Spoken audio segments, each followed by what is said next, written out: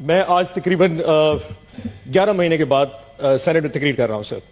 آخری تقریر میں نے کی تھی سر تقریباً مارچ 2023 میں. مجھے صاحب میں آپ کی بات سارے سینئر جتنے بیٹھے ہیں تاج صاحب آپ کی بھی طرح تھوڑی سی اٹینشن بزندو صاحب. 11 مہینے بعد سر میں یہاں پہ تقریر کر رہا ہوں. اس 11 مہینے میں میرے ساتھ کیا کیا نہیں ہوا سر اس کی تھوڑی سی بازگشت ہونی چاہیے. And this is very emotional sir. 9 مئی کا واقعہ ہو گیا سر. 9 مئی کے بعد روپوش ہو گیا. 4.5 مہینے سر مختلف گھروں میں چھپے رہے سر.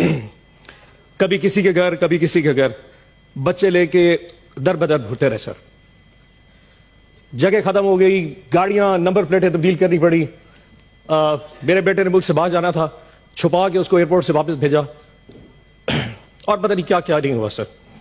4.5 مہینے بعد امنگ آل مائی کولیگس مجھے اٹھا لیا گیا جی لاہور ڈیفنس سے. 14 دن سر میں کہیں رہا.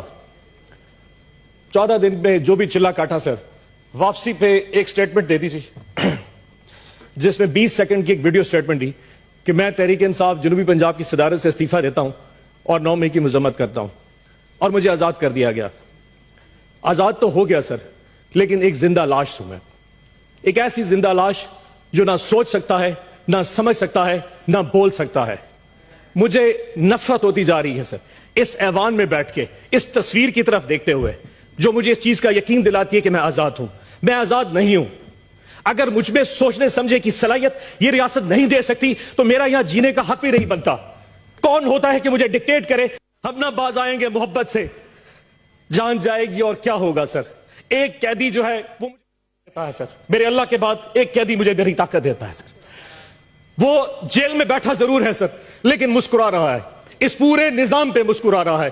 اس ایک قیدی نے اس پورے ملک کو میں اصل حقیقی آزادی دی ہے سر. ایک قیدی نے.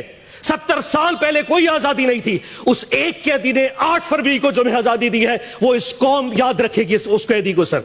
اس ایک قیدی نے سارے نظام کو ننگا کر کے رکھ دیا ہے سر. 8 فروری کو جب اس سے پہلے 6 مہینے میں نے ڈپریشن میں گزارے سر. جب 8 فروری کو میں نے لوگوں کو نکلتے دیکھا جتنی کچھ پری پول ریگنگ کی گئی, ہمارے کینڈیڈیٹس اٹھا لیے گئے, جلسے جلوس نہیں کرنے دیے گئے, کسی کچھ بھی نہیں کرنے دیا. لیکن 8 فروری کو جب عوام نکلی وہ نون لیگ اور پیپلز پارٹی کے جب ان کے کیمپس میں جا کے سر وہاں سے پرچی بنوا رہی تھی, اینڈ پہ جا کے خوف میں جا کے ووٹ عمران خان کے کینڈیڈیٹ کو دے رہی تھی, کسی بینگن کو, کسی جوتے کو, کسی سبز مرچوں کو, جو بھی نشان تھے. 5 بجے رات کو قوم نے سوچا کہ ہم نے اپنا فرض ادا کر دیا. رات کو قوم آئی, صبح 5 بجے تک پوری قوم ایسے جاگ رہی تھی جیسے بیلٹ باکس کے ڈبے ان کے ساتھ پڑے ہوں, اور وہ قوم حفاظت کر رہی تھی. نماز پڑھ کے قوم جب سوئی تو 9 بجے اٹھی تو پھر نظام الٹا تھا. جو سیٹیں ہم 136-40 تک جیت چکے تھے وہ واپس 100 پہ آ گئی, اور آج وہ سیٹیں کم ہوتی ہوتی 93 پہ پہنچ چکی ہیں.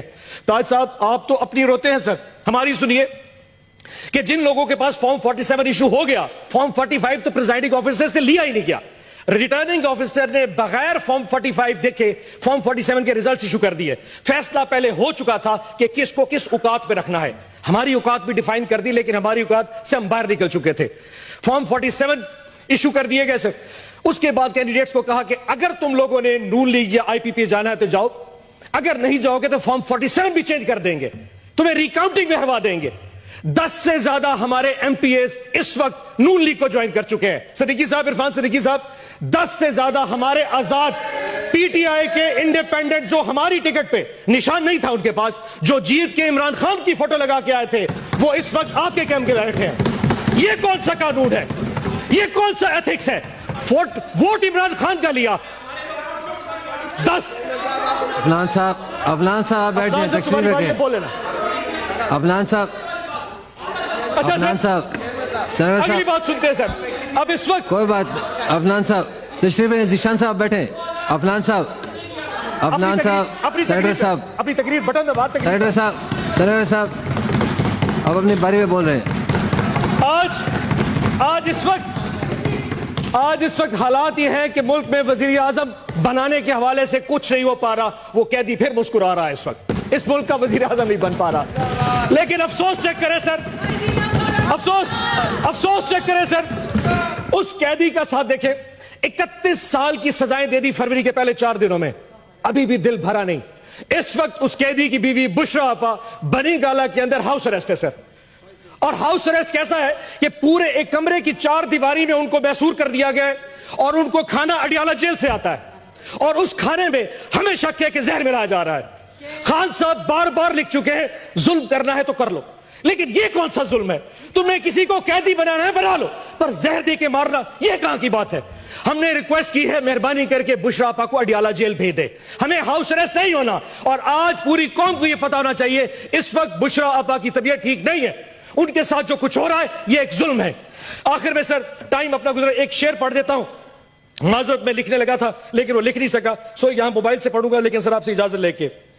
کچھ لوگ تمہیں سمجھائیں گے وہ تم کو خوف دلائیں گے، کچھ لوگ تمہیں سمجھائیں گے وہ تم کو خوف دلائیں گے، جو ہے وہ بھی کھو سکتا ہے، اسراء میں راہزن ہیں اتنے، کچھ یا اور بھی ہو سکتا ہے، کچھ تو اکثر ہوتا ہے، کچھ اور یہاں ہو سکتا ہے، کچھ اور تو اکثر ہوتا ہے، پر تم جس لمحے میں زندہ ہو یہ لمحہ تم سے زندہ ہے، یہ وقت نہیں پھر آئے گا، تم اپنی کر گزرو، جو ہوگا دیکھا جائے گا۔ پاکستان زندہ باد، عمران خان زندہ باد۔